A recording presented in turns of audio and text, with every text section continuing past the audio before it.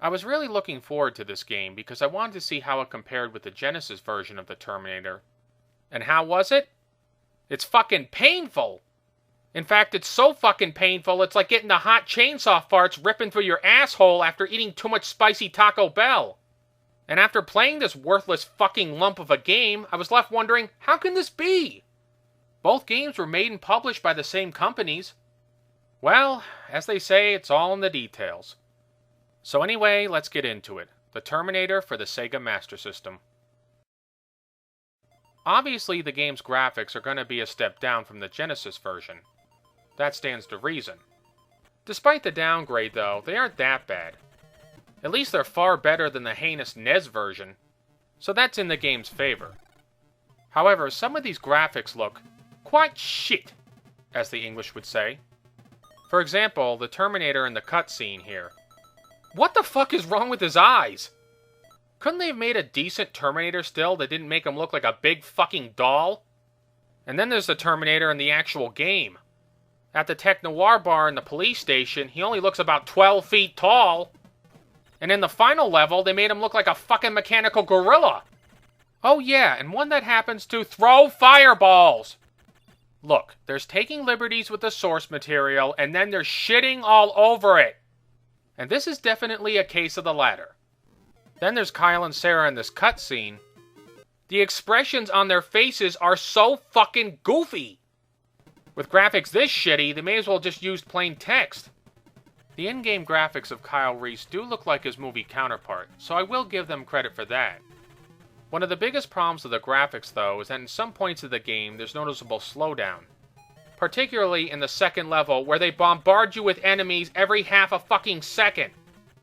If the system had this much trouble processing all these graphics, then maybe they should have programmed fewer enemies. The background graphics are good. Not nearly as good as the Genesis version, of course, but they're light years better than the NES game. Next comes the controls, and they're a lot stiffer than they are in the Genesis version. Kyle moves sluggishly to begin with, and the slowdown doesn't help things any. Also, it takes a little longer for him to jump because he squats before he does it, like he's taking a shit. Unlike the Genesis version, there's no time bombs. To blast open doors in the first level, you just use 3 grenades apiece. Other than that, the controls are pretty much identical to the Genesis version. One button fires a weapon, one jumps, and the control pad is used to move Reese. The gameplay is where this game goes south big time. Ostensibly, the level design is nearly identical to the Genesis game. But there are some key differences. For one thing, the awful jumps. For example, this one in the first level. This box jump might look easy, but it is a fucking pain in the ass. It's one of those kind of jumps. You know, the kind where you have to be just precisely on the edge, and if you're so much as a millimeter off, you're gonna miss. Oh god, I fucking hate jumps like that. Another difference from the Genesis game is how cruel this one can be. Again, specifically with the jumps. In particular, there's this one jump in the second level. You're on a rooftop, and it looks like you have to jump from one to another, but the other one is too far away. So if you jump, bam, you're dead. To make it, you have to fall down to a lower level that you can't see. So unless you've played this part before, or you've seen a video of it, how the fuck are you supposed to know there's something down there? I'm a gamer, not a fucking psychic. By the way, the game only gives you 1 life and no continues, so if you die at this jump, you lose the whole fucking game. Assholes who program death traps like this should be strapped into a fucking catapult and fired into a brick wall. And as if that isn't bad enough, they do it again in the 5th level. I am really fucking sick and tired of these leap of faith jumps in games. Unless you're making an Indiana Jones and the Last Crusade game, this should not be in there. What's even worse is that Kyle Reese is a lot more vulnerable in this game. In the Genesis and NES games, he could take a fair amount of damage before going down. But in this fucking game, he's a goddamn pussy. If he touches the Terminator once, just one time, he's dead. Christ, in the movie, the Terminator beat the shit out of Reese and he still survived long enough to shove a bomb into it. Here though, one touch, oh, I'm dead. You would think that would be enough lameness for one game, but oh no, they're not done yet. The screen indicators that they use are fucking stupid. Instead of putting them all on the screen at one time, they do it in a strip. There's one indicator in the top middle of the screen, and it keeps switching between the score, the health meter, and the clock. So say, for example, you want to know how much time you have left in the level. You have to wait for the score and the health meter to pass by before you can do it. And then it disappears again. What fucknut thought this was a good idea? Why couldn't they just put the clock, the health meter, and the score on different parts of the screen? Christ almighty, a fucking 7-year-old could do it.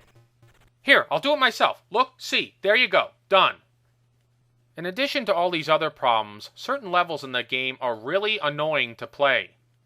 For example, the police station is designed as some kind of half-assed maze. Gee, what does that remind me of? You go this way, you go that way. You hit a dead end, you backtrack. You do it all over again, and again. And every so often, you'll run into the Terminator, whom you can't kill and you can't defeat. Did I forget to mention that if you touch him once, you die instantly and lose the whole fucking game? Such is the foundation that shattered childhoods were built on. Plus, this Terminator is not the sharpest tool in the shed. You're shooting at the wall, you dumb fuck! Oh, and here, this is great.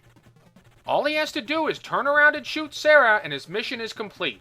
So does he? Of course not! He just keeps on pointlessly shooting at me like Richter in the Total Recall NES game. With cyborgs this stupid, Skynet deserved to lose. The boss battles are just as terrible. Like the Tech Noir fight. In the Genesis version, it was pretty cool. But here, it is just a fucking chore. Basically, you have to blast the Terminator out of the club. Which sounds cool and true to the movie. To accomplish this, you have to duck, shoot, and run forward, then duck, shoot, and run forward, then duck, shoot, and run forward, yada yada yada, on and on and on. This boss battle is about as exciting as me plucking my asshole hairs out and turning them into a rope. Plus, the Terminator's gun is so powerful that a few shots from it can kill you, even if you're at full health. And he fires the damn thing so fucking fast you'll barely have time to duck and run. The final level in the computer factory is yet another maze. Go the wrong way and you'll have to head right back to the beginning. But the Terminator endoskeleton will probably kill you before you get there. Yet if you know where you're going, this level only takes about 2 or 3 minutes to beat. It's like the worst of both worlds. It's too easy and it's too hard. Furthermore, where's the excitement of the Genesis version? Where's the chase? Where's the thrill? Because it ain't fucking here, I can tell you that. And at least the other game gave you a little room for error in the last level. But this one's like, fuck it, we ain't giving you shit! You miss that leap of faith jump, you lose the whole game. You touch the Terminator once, you lose the whole game. Which leads me to the final battle with the Terminator endoskeleton. A battle. Yeah, right, there's a joke for you. You climb down the ladder and Gorilla Terminator throws a fireball at you and gets a cheap shot in. Then you shoot him 5,000 times and knock him back into the steel press. But get this. If you keep shooting, you can't lose. Actually, the only way you can fail is to just stop shooting and let him kill you. Some boss battle, huh? Wow, I was really on the edge of my seat for like 1/100th of a second.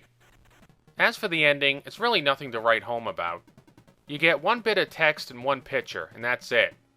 Still, it is better than the NES ending, although that's not saying very much. The music in this game really isn't up to snuff. In particular, the Terminator theme sounds like crap. Here, listen.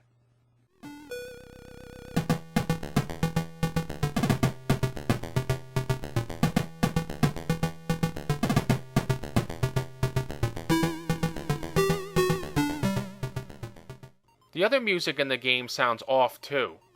It's almost like it doesn't belong in a Terminator game, like this theme.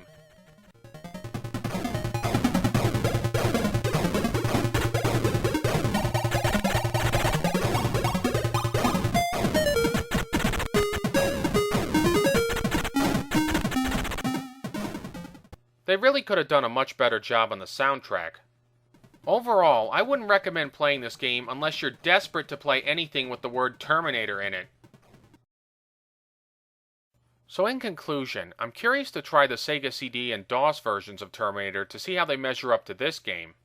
With any luck, hopefully they won't be any worse than this fucking trash. This is Film and Stuff signing off. Thanks for watching.